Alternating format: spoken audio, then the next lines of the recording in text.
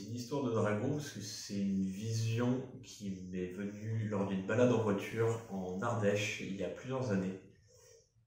Et j'ai eu envie de raconter un peu du coup une histoire de dragon aux gens avec qui j'étais dans cette balade. Et après j'ai développé un peu le côté dragon de cette histoire parce que je pense que c'est un des symboles assez marquants de la culture fantastique et qui, dans plusieurs œuvres qui m'ont inspiré, comme Le Hobbit, Donjons et Dragons, même Shrek ou Skyrim, voilà, pour aller un peu dans tous les sujets. Je pense que c'est venu un peu naturellement en fait.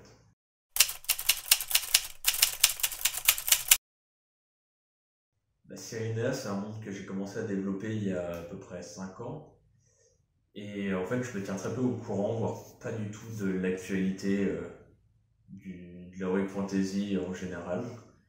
Et par exemple, j'ai pas du tout suivi Game of Thrones.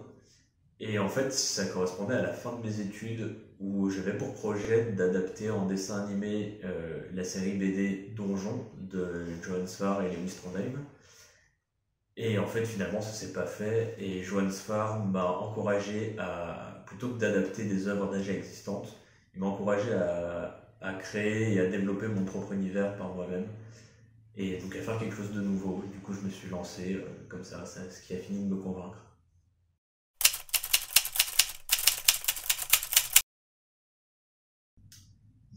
Pour créer la langue commune des peuples magiques de Cyrénaïa, je me suis inspiré d'un mélange d'anglais et d'italien de manière simplifiée. Et, euh, et en fait, le choix des syllabes est fait de manière mémotechnique pour que quand je vois un mot, je sache immédiatement ce que ça veut dire. Donc c'est quelque chose de très personnel. Mais par exemple, pour Kama, qui veut dire désert, je cherchais donc un mot qui voulait dire désert, et je pensais au désert d'Atacama, et j'ai gardé Kama. Je développe la langue de Cyrénaïa au fur et à mesure que j'ai besoin de nommer les choses, donc elle évolue constamment, et à terme, oui, ça va faire une langue plus complète.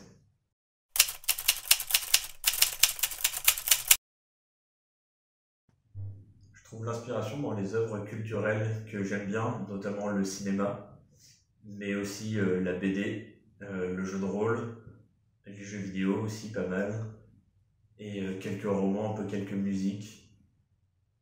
Et après, j'essaie de ne pas mettre d'éléments de ma vie personnelle, mais il y a forcément des choses qui se rajoutent un peu malgré moi. Et par exemple aussi, j'ai été pas mal influencé sur les décors de ce premier bouquin, parce que j'écrivais dans le train que je prenais tous les jours entre Lyon et Valence, Lyon où je faisais mes études et Valence où j'habitais. Donc en fait, les décors qu'on peut lire dans ce premier tome des légendes de Cyrénaïa, c'est globalement les décors qu'on peut voir sur ce trajet-là, justement, que l'on parle. Il y a un fleuve, il y a des grandes plaines agricoles, il y a des montagnes un peu au loin, tout ça. Donc il y a un peu une inspiration de ce que je vois là où je suis pendant que j'écris. Et sinon, voilà, beaucoup de références culturelles et artistiques qui m'ont nourri pendant des années.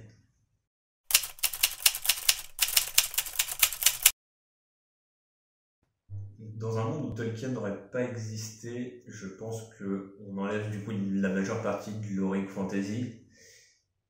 Et du coup, peut-être il y a Conan le barbare qui est sorti avant Tolkien dans les années 30. Et sinon, du coup, si on sort de l'heroic fantasy, je dirais L'Oracle de la Luna de Philippe Lenoir, ou Les Orphelins Baudelaire aussi de Lemony Snicket, qui est un des premiers bouquins que j'ai lu et qui m'a fortement marqué.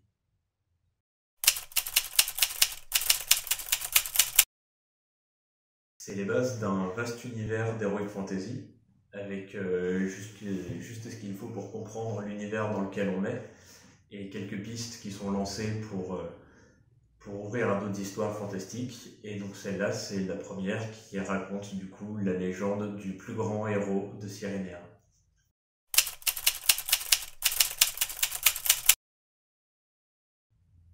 J'ai déjà eu des demandes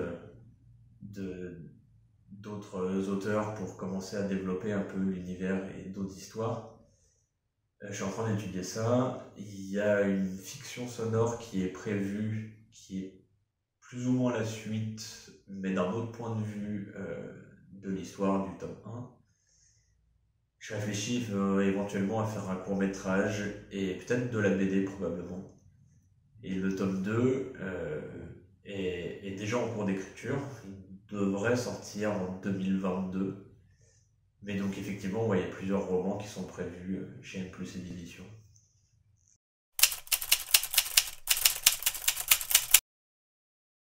À la base, l'idée du livre 1 était prévue pour une série ou pour un film. Et puis M+, cherchait des auteurs de fantasy et m'a demandé si j'avais des histoires à raconter. Donc j'ai dit oui et j'ai réadapté ça pour en faire un roman. C'est comme ça que je suis venu. Mais le principe, effectivement, de Transmédia, il prend sa forme ici, entre autres. C'est-à-dire que ça a été conçu comme du cinéma ou de l'audiovisuel. J'ai un roman et, comme je disais avant, j'ai d'autres supports qui sont prévus.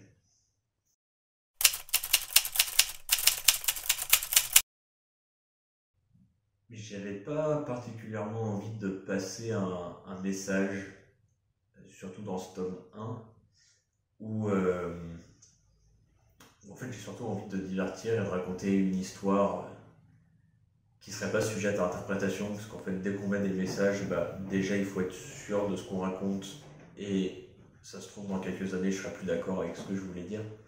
Donc j'avais juste envie de divertir. Et après, par la force des choses, notamment, il faut que je pose un cadre dès le début du roman, où je vais choisir de catégoriser tel type de personnes, population. Donc me trouver des parallèles avec l'actualité, mais c'est surtout parce qu'il fallait que j'apporte une cohérence à mon univers. Mais du coup, peut-être qu'inconsciemment, il y a des messages. Par la suite, des histoires. Je vais développer un peu certaines thématiques, mais c'est toujours dans l'idée de faire du sens à l'univers de Sirenea plus que de dénoncer quelque chose ou de parler d'un sujet ou de société ou d'un autre.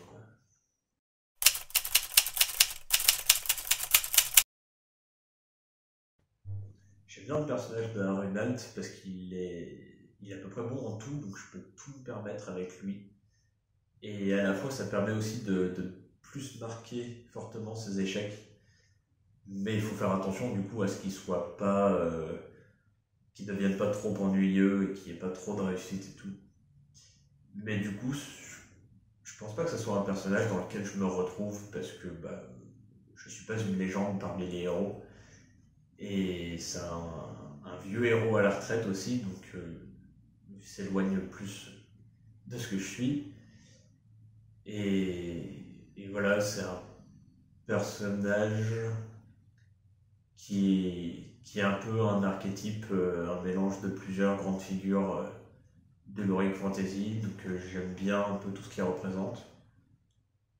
Mais c'est pas mon personnage préféré de toutes les légendes et c'est pas le plus intéressant non plus, à mon avis.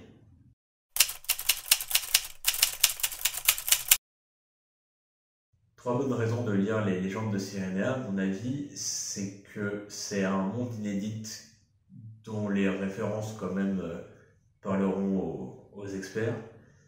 Il y a quand même un certain humour qui est présent et j'ai eu plusieurs retours qui me disaient qu'effectivement c'était agréable à lire. Et voilà, c'est un monde qui reste accessible pour les néophytes et ceux qui ne sont pas forcément fans de heroic fantasy pure et dure. Ça reste accessible et relativement simple à lire.